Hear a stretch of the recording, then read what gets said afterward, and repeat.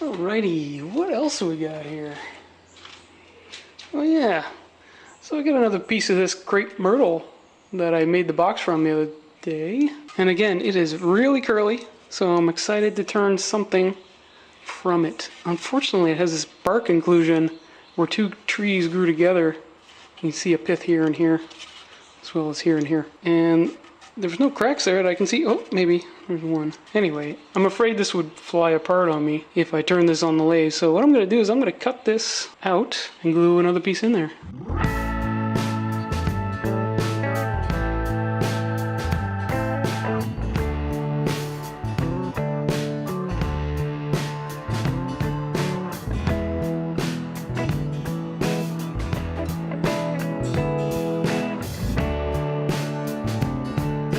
That was a workout. Took off a little more material than I was hoping to, plus my sawing was not very accurate.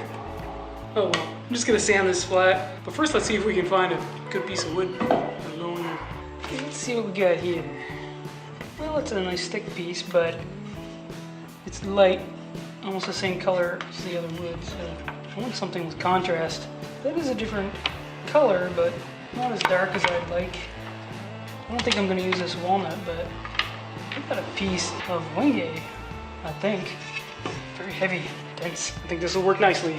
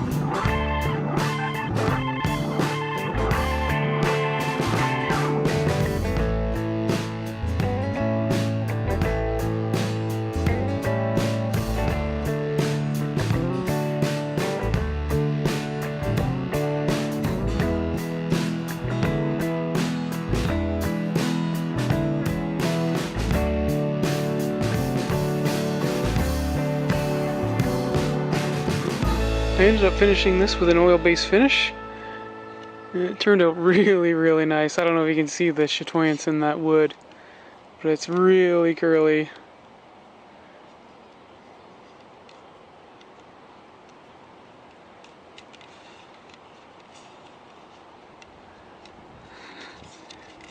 Turned out really nice.